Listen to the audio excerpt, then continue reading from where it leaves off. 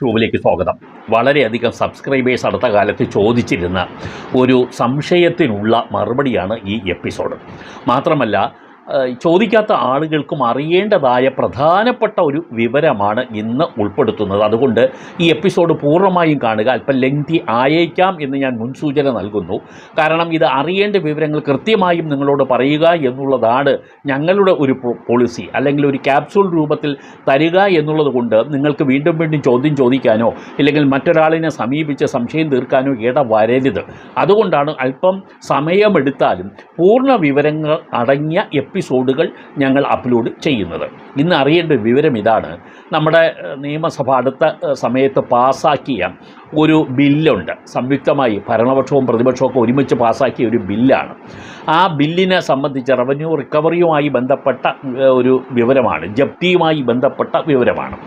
അതിൻ്റെ നിയമപരമായ കാര്യങ്ങളെക്കുറിച്ച് ഞാൻ അവസാനം പറയാം. പക്ഷേ ആ ബില്ലിനകത്ത് എന്തൊക്കെയാണ് ഉൾപ്പെടുത്തിയിരിക്കുന്നതെന്ന് ആദ്യം മനസ്സിലാക്കുക.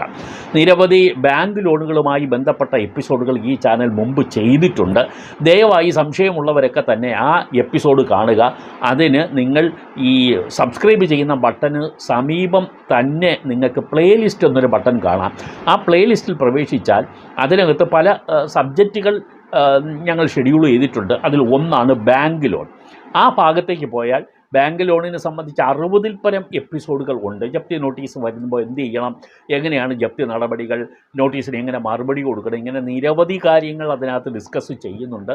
ജപ്തി നടപടി നേരിടുന്നവരും ബാങ്ക് ലോൺ എടുത്തിട്ടുള്ളവരും ബാങ്ക് ലോൺ എടുക്കാൻ ഉദ്ദേശിക്കുന്നവരുമൊക്കെ ദയവായി അതൊന്ന് കാണുന്നത് നന്നായിരിക്കും. ഇനി ഞാൻ ഈ വിഷയത്തിലേക്ക് വരാം. കഴിഞ്ഞ ദിവസങ്ങളിൽ ഏറ്റവും ഒടുവിൽ നടന്ന നിയമസഭാ സമ്മേളനം, അത് കഴിഞ്ഞിട്ട് ഏതാണ്ട് ഒരാഴ്ചയായി.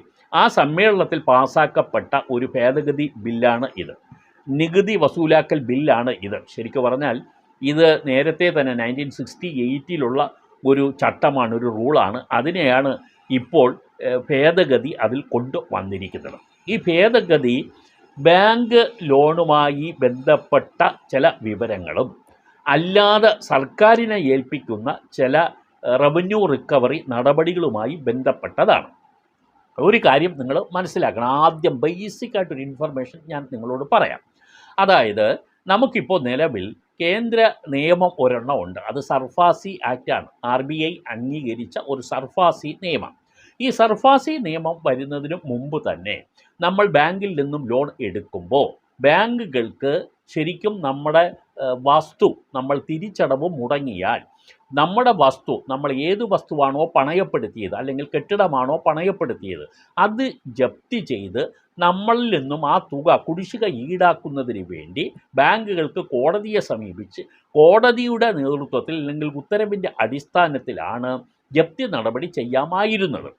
തുടർന്ന് പല ബാങ്കുകൾക്കും അത് ഒരുപാട് ലീഗൽ കോംപ്ലിക്കേഷൻ വന്നു എന്നുള്ളത് കൊണ്ട് സർക്കാരിന് മേൽ സമ്മർദ്ദം ചെലുത്തിയത് കാരണമാണ് ഈ സർഫാസി നിയമം കേന്ദ്ര സർക്കാർ കൊണ്ടുവന്നത്. ആ സർഫാസി നിയമപ്രകാരം ആണെങ്കിൽ ബാങ്കുകൾക്ക് നേരിട്ട് തന്നെ ആളുകളുടെ വസ്തു ജപ്തി ചെയ്യാം. അത് കർശനമായൊരു വ്യവസ്ഥയാണ്. ഒരുപാട് കുടുംബക്കാർ ബുദ്ധിമുട്ടിയതാണ്, ആളുകൾ വീർപ്പ് മുട്ടിയതാണ്. അത് പല തരത്തിലും അത് ആളുകളെ വിഷമിപ്പിച്ചു. പക്ഷേ ആ സർഫാസി നിയമത്തിൽ നിന്ന് കോപ്പറേറ്റീവ് ബാങ്കുകളെയെങ്കിലും സഹകരണ ബാങ്കുകളെയെങ്കിലും ഒഴിവാക്കി കിട്ടണം എന്ന് നിയമസഭ ഇതുപോലെ മുമ്പ് സംയുക്തമായി ഒരു നിവേദനം പാസ്സാക്കി അത് കേന്ദ്രത്തിന് കൊടുത്തു. പക്ഷേ കേന്ദ്രം ആ ഭാഗത്തേക്ക് തിരിഞ്ഞു നോക്കിയില്ല. മറിച്ച് സർഫാസി നിയമം ഇപ്പോഴും നിലവിലുണ്ട്. അത് പ്രകാരം ബാങ്കുകൾ നോട്ടീസ് കൊടുക്കുന്നുണ്ട്. നോട്ടീസിന് മറുപടി ലഭിക്കുകയോ നോട്ടീസിൽ പറയുന്ന പ്രകാരം കുടിശ്ശിക തിരിച്ചടയ്ക്കുകയോ ചെയ്യാതെ വന്നാൽ ബാങ്കുകൾ നേരിട്ട് സർഫാസി ആക്ട് പ്രകാരമുള്ള ജപ്തി നടപടികൾ സ്വീകരിച്ചു കൊണ്ടിരിക്കുകയാണ്. ഇതിൽ ഇടപെടാൻ സംസ്ഥാന സർക്കാരിന് അധികാരം ഒരു തരത്തിലും ഉണ്ടായിരുന്നില്ല. കാരണം അതിനൊരു നിയമം ഇല്ലായിരുന്നു. ഒരിക്കൽ ഇതുമായി ബന്ധപ്പെട്ട് ഹൈക്കോടതിയിൽ വന്ന ഒരു കേസിലും ഹൈക്കോടതി ഇത് തന്നെ ചോദിച്ചു. ഇങ്ങനെയുള്ള ഒരു ജപ്തി നടപടിയിൽ ഈ കേരള സർക്കാരിന് ഇടപെടാൻ ഏതാണ് നിയമം എന്ന് ചോദിച്ചു. ഒരു നിയമം ഉണ്ടെങ്കിലേ ആ നിയമപ്രകാരം സർക്കാരിന് അല്ലെങ്കിൽ ഏതൊരു സ്ഥാപനത്തിനും ഇക്കാര്യത്തിൽ ഇടപെടാൻ കഴിയൂ. അന്ന് അതിന് ബന്ധപ്പെട്ട നിയമമില്ലായിരുന്നു. ഒരു പക്ഷേ അതിൻ്റെ പശ്ചാത്തലത്തിലാകാം ഈ നിയമം കൊണ്ടുവന്നത് എന്ന് മനസ്സിലാക്കുന്നു. അപ്പോൾ ഈ നിയമം ഇപ്പോൾ പാസ്സാക്കി, നിയമസഭ പാസ്സാക്കി, അതിപ്പോൾ നിയമമാവും. ഇതൊരു അമെൻമെൻ്റാണ്, ഒരു ഭേദഗതിയാണ് വരുത്തിയിരിക്കുന്നത്. ഇത് പ്രകാരം ഇനി ഏതെല്ലാം തരത്തിലുള്ള കാര്യങ്ങൾക്ക് സർക്കാർ ഇതിനകത്ത് ഇടപെടാം എന്ന് നമുക്ക് നോക്കാം. റവന്യൂ റിക്കവറി എന്ന് പറയുന്നത് ഒരു സംസ്ഥാനത്ത് നടത്തുന്നത് സർക്കാരിന് തന്നെ അതൊരു ഒബ്ലിഗേഷൻ, ഒരു ബാധ്യതയാണ്. എന്തെന്ന് പറഞ്ഞാൽ പല സ്ഥാപനങ്ങളും പലതരത്തിലുള്ള ലോണുകൾ കൊടുക്കും, ബാങ്കുകൾ ഉൾപ്പെടെ. ഇപ്പോൾ സ്ഥാപനങ്ങളെന്ന ഞാൻ പറയുന്നത് പല ക്ഷേമ വനിതാ വികസന കോർപ്പറേഷൻ ലോൺ കൊടുക്കാറുണ്ട്, അതുപോലെ മുന്നോക്ക സമുദായ കോർപ്പറേഷൻ ലോൺ കൊടുക്കുന്നുണ്ട്, അതുപോലെ തന്നെ ഈ ചുമട്ട് തൊഴിലാളി ക്ഷേമ കോർപ്പറേഷൻ, അതേപോലെ തയ്യൽ തൊഴിലാളി ക്ഷേമ കോർപ്പറേഷൻ, ഏതാണ്ട് 34 പരം, എൻ്റെ അറിവ് ശരിയാണെങ്കിൽ 34 പരം ക്ഷേമനിധി ബോർഡുകൾ ലോൺ കൊടുക്കുന്നുണ്ട്. അതുപോലെ ബാങ്കുകൾ എഡ്യൂക്കേഷൻ ലോൺ, അതിന് സാധാരണ നിലയിൽ ബാങ്കുകൾ ഒരിക്കൽ പോലും അതിന് ഈ ഈട് വാങ്ങാതെ കൊടുക്കണം എന്നുള്ളതാണ്. അങ്ങനെ ബാങ്കുകൾ കൊടുക്കുന്നുണ്ട്. ചില ബാങ്കുകൾ പേരൻസിൻ്റേതായ പ്രമാണങ്ങളൊക്കെ വാങ്ങിയിട്ട് കൊടുക്കുന്നുണ്ട്. പക്ഷേ അങ്ങനെ അല്ല പറഞ്ഞിരിക്കുന്നത്, അതെന്തായാലും നിൽക്കട്ടെ.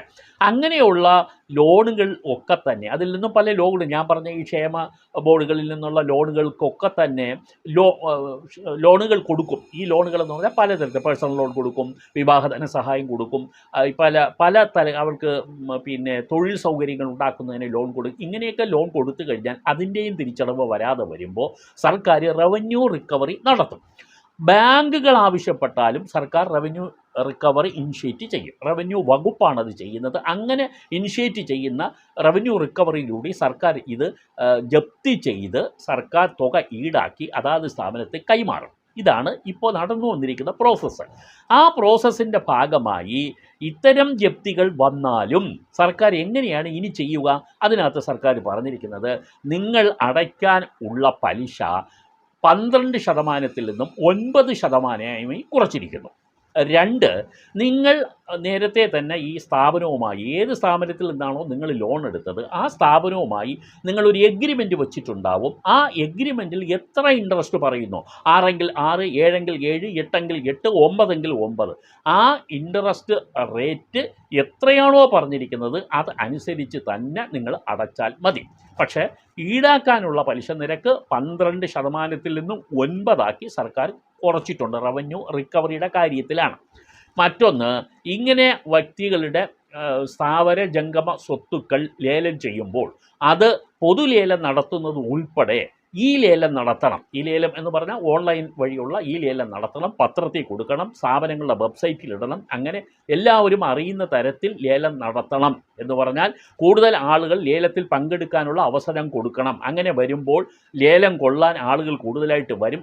വീണ്ടും ലേലം നടത്തേണ്ട ഒരു സ്ഥിതിയിലേക്ക് പോകാതെ കൂടുതൽ ആളുകളെ പങ്കെടുപ്പിച്ചുകൊണ്ട് ലേലം നടത്തും, ലേലം സുതാര്യമാക്കുകയും ചെയ്യാം. മറ്റൊന്ന്, ന്യായമായ തുകയ്ക്ക് ലേലം കൊള്ളാൻ ആളില്ലെങ്കിൽ അത് സർക്കാരിന് തന്നെ ലേലം കൊള്ളാം എന്നുള്ളതാണ്. ഇനി സർക്കാർ നോട്ടിഫൈ ചെയ്യുന്ന സ്ഥാപനത്തിൻ്റെ പേരിലും അവർക്കും ഇത് ലേലം കൊള്ളാൻ ഉള്ള ഒരു അവകാശം കൊടുക്കുന്നു. ഇനി അടുത്ത് ഈ ബില്ലിൽ ഉൾക്കൊള്ളിച്ചിരുന്ന കാര്യങ്ങളാണ് ഞാൻ ഓരോന്നായിട്ട് പറയുന്നത്. റവന്യൂ റിക്കവറി കഴിഞ്ഞിട്ടുണ്ട്. സർക്കാർ ഏറ്റെടുത്ത ഭൂമിയുടെ, അതായത് RR കഴിഞ്ഞ റവന്യൂ റിക്കവറി കഴിഞ്ഞ വസ്തു 5 വർഷത്തിനകം ഉടമയ്ക്ക് തന്നെ തിരിച്ച് എടുക്കുകയും ചെയ്യാം. ഇനി ഒന്ന്, ജപ്തി ചെയ്ത വീട് അല്ലെങ്കിൽ കെട്ടിടം അല്ലെങ്കിൽ വസ്തു വേണമെങ്കിൽ ഉടമസ്ഥന് വിൽക്കാം. അതിന് ചില പ്രൊസീജിയർ പറയുന്നുണ്ട്. ഉടമ മരിച്ചാൽ അവകാശികൾക്കും വിൽക്കാൻ കഴിയും. പക്ഷേ ഇതിനു വേണ്ടി വാങ്ങുന്നയാളും ഇത് ഭൂമിയുടെ ഉടമ, ഇപ്പോൾ സർക്കാർ ഏറ്റെടുത്തല്ലോ, അങ്ങനെയുള്ള ഉടമയും കൂടി കളക്ടർക്ക് അപേക്ഷ കൊടുക്കുക. കളക്ടർ ഈ വസ്തു വിൽപ്പന രജിസ്റ്റർ ചെയ്ത് നൽകണം എന്നുള്ളതാണ്. ലേലം ഒന്നും നടക്കാത്ത പക്ഷം ₹1 പ്രതിഫലം കൊടുത്തുകൊണ്ട് സർക്കാർ ഇത് ഏറ്റെടുത്ത് ഉടമയ്ക്ക് നൽകും. ഉടമയ്ക്ക് നൽകുമ്പോൾ ആ പണം ഗഡുക്കളായി തന്നെ സർക്കാരിന് നൽകിയാൽ മതി ആകും എന്നുള്ളതാണ്. ജപ്തി ചെയ്ത് കഴിഞ്ഞ വസ്തു 5 വർഷം കഴിഞ്ഞ് 5 വർഷം കഴിഞ്ഞാൽ കിട്ടൂല, 5 വർഷത്തിനുള്ളിൽ ഉടമയ്ക്ക് തന്നെ തിരിച്ചു നൽകും. അതുവരെ മറ്റാർക്കും അത് കൊടുക്കാനും പാടില്ല, രൂപമാറ്റം വരുത്താനും പാടില്ല, അത് സർക്കാരിൻ്റെ പൊതുവായ കാര്യങ്ങൾക്ക് ഏറ്റെടുക്കാനും പാടില്ല. ഇനി ഇത്തരത്തിലുള്ള റവന്യൂ റിക്കവറിയായി ബന്ധപ്പെട്ട ലോൺ വർഷം വരുമ്പോൾ അതിനകത്ത് ₹5000 വരെ ഉള്ളതിന് 25,000 രൂപ വരെ ഉള്ളതിന് തഹസിൽദാർക്ക് ഒരു സ്റ്റേ കൊടുക്കാം. 1,00,000 വരെ ഉള്ളതിന് കളക്ടർക്ക് ഇളവ് കൊടുക്കാം. 5 ലക്ഷം വരെയുള്ളത് മന്ത്രിക്ക് കൊടുക്കാം. 10 ലക്ഷം വരെയുള്ളത് മുഖ്യമന്ത്രിക്ക് കൊടുക്കാം. അതിൽ കൂടുതലുള്ളത് സംസ്ഥാന സർക്കാരിനും കൊടുക്കാം എന്നുള്ളതാണ് ഈ കേരള ടാക്സേഷൻ ലോസിനകത്ത് വരുത്തിയ ഈ മാറ്റം അനുസരിച്ച് ഉൾപ്പെടുത്തിയിരിക്കുന്ന മാനദണ്ഡങ്ങളിൽ ചിലത്. അപ്പോൾ ഇപ്പോൾ കാര്യങ്ങൾ മനസ്സിലായല്ലോ. സർക്കാരിന് ഇത് ഏറ്റെടുക്കാം. പക്ഷേ ഇതിനകത്ത് ഒരു കാര്യം പ്രത്യേകിച്ച് പറയുന്നത് ഞാൻ നിങ്ങളുടെ ശ്രദ്ധയിൽപ്പെടുത്തുന്നു. സർഫാസി നിയമത്തിൽ സർക്കാരിന് എങ്ങനെ ഇടപെടാൻ കഴിയും?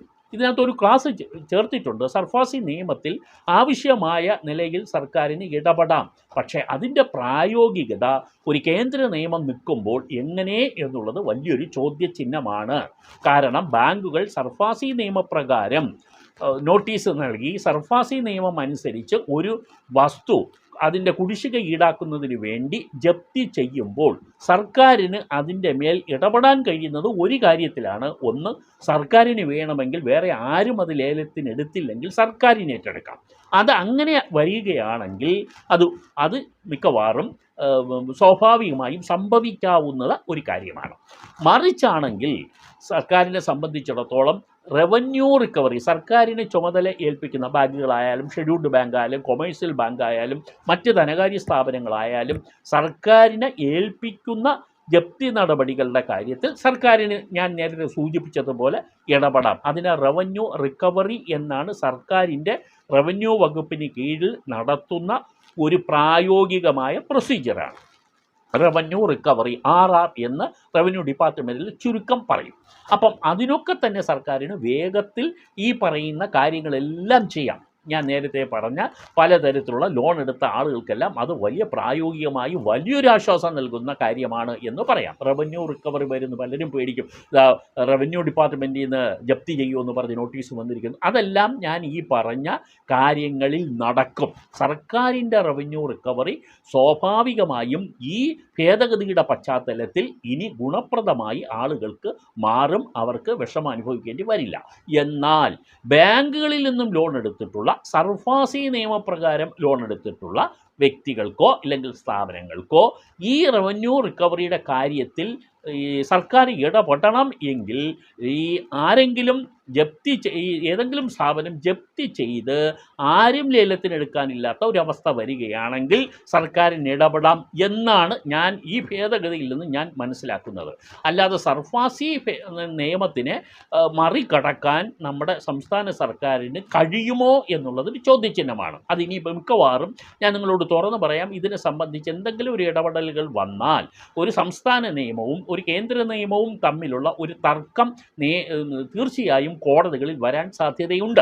അങ്ങനെ വരുമ്പോൾ അത് ബാങ്കുകൾ പോകും. ബാങ്കുകൾ നേരത്തെ തന്നെ ചില കാര്യത്തിൽ സർക്കാർ ഇടപെട്ടപ്പോൾ സർക്കാർ ഇതിന് ജപ്തി നടപടിക്ക് സ്റ്റേ കൊടുക്കാനുള്ള ചില നടപടികൾ ആരംഭിച്ചപ്പോൾ ചില ബാങ്കുകൾ ഹൈക്കോടതിയെ തന്നെ സമീപിച്ചപ്പോഴാണ് ഹൈക്കോടതി ചോദിച്ചത്, ഈ ഗവൺമെൻറ്റിന് ഇത് ഏത് നിയമത്തിൻ്റെ അടിസ്ഥാനത്തിലാണ് ബാങ്കുകളുടെ ജപ്തിയിൽ ഇടപെടാൻ അധികാരമെന്ന് ചോദിച്ചു.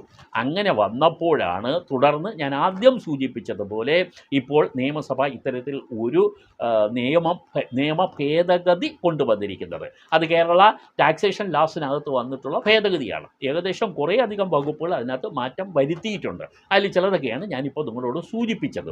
പക്ഷേ ഇതിനകത്ത് ഇനിയും ആ സർഫാസി നിയമത്തിൽ ഇടപെടാമെന്ന് പറയുന്നുണ്ട്. പക്ഷേ അതിൻ്റെ പ്രായോഗികത എന്ന് പറയുന്നത് ഇനി ഇപ്പോൾ ഒരു ചില ചോദ്യം ചെയ്യലുകൾ ഇതിനെ തുടർന്ന് വന്നേക്കാം എന്ന് തന്നെയാണ് ഞാൻ ന്യായമായും സംശയിക്കുന്നത്. കാരണം ബാങ്കുകൾക്ക് മുമ്പിൽ സർഫാസി നിയമം അവരുടെ ഉണ്ട്. വളരെ ചുരുങ്ങിയ കാലങ്ങൾക്കുള്ളിൽ വന്ന ഒരു നിയമമാണ് ഈ സർഫാസി നിയമം. അത് വന്നതിന് ശേഷമാണ് പാവം ജനങ്ങളെല്ലാം ഒരുപാട് ബുദ്ധിമുട്ട് അനുഭവിക്കുന്നത്. എനിക്ക് നിരവധി ആളുകളുടെ ഫോൺ കോൾ വരുന്നതും അതുമായി ബന്ധപ്പെട്ടിട്ടുള്ളതാണ്. പക്ഷേ ഞാൻ ആഗ്രഹിക്കുന്നതും ഈ നാട്ടിലെ ജനങ്ങളിൽ മഹാഭൂരിപക്ഷവും പ്രതീക്ഷിക്കുന്നതും സർഫാസി നിയമത്തിനെ ഏതെങ്കിലും തരത്തിൽ ഇടപെടാൻ നമ്മുടെ സംസ്ഥാന സർക്കാരിൻ്റെ ഈ ഭേദഗതി കൊണ്ട് കഴിയണം, ഇല്ലെങ്കിൽ കഴിയട്ടെ എന്നുള്ളതാണ്. പക്ഷേ അതൊരു ലിറ്റിഗേഷനിലേക്ക് പോകാനുള്ള സാധ്യത വളരെ കൂടുതലാണ്. കാരണം ബാങ്കുകൾക്ക് ഇപ്പോൾ എളുപ്പമാണ്, ലോൺ കൊടുത്താൽ തിരിച്ചു കിട്ടിയില്ലെങ്കിൽ നേരെ ജപ്തി ചെയ്യാം. ആളുകൾ പേടിച്ച് പൈസ കൊണ്ടടയ്ക്കും, ഇല്ലെങ്കിൽ ഏറ്റെടുത്ത് അവർക്ക് അവരുടെ തുക വസൂലാക്കാം എന്നുള്ളതാണ് നിലവിലുള്ള സർഫാസി നിയമപ്രകാരമുള്ള കാര്യങ്ങൾ എന്ന് ഓർത്തിരിക്കുക. സർഫാസി നിയമത്തിന് അല്ലാതെയുള്ള ബാങ്കിൻ്റെ ലോണുകളായിരുന്നെങ്കിൽ അതിലെല്ലാത്തിലും തന്നെ ചിലപ്പോൾ ഈ നിയമ ഭേദഗതി കൊണ്ട് ഇടപെടാം. ഇല്ലെങ്കിൽ ഞാൻ പറഞ്ഞതുപോലെ സർഫാസി നിയമപ്രകാരം ബാങ്കുകൾ എടുത്താലും ആ ബാങ്കുകൾക്ക് ലേലം വിളിക്കാൻ ആരുമില്ലെങ്കിൽ സംസ്ഥാന സർക്കാരിന് ഏറ്റെടുത്തുകൊണ്ട് അതിന്മേൽ ആളുകൾക്ക് ഒരു സഹായം ചെയ്തു കൊടുക്കാം. അങ്ങനെ ചെയ്യുന്നെങ്കിൽ വളരെ വളരെ നല്ലതാണ്.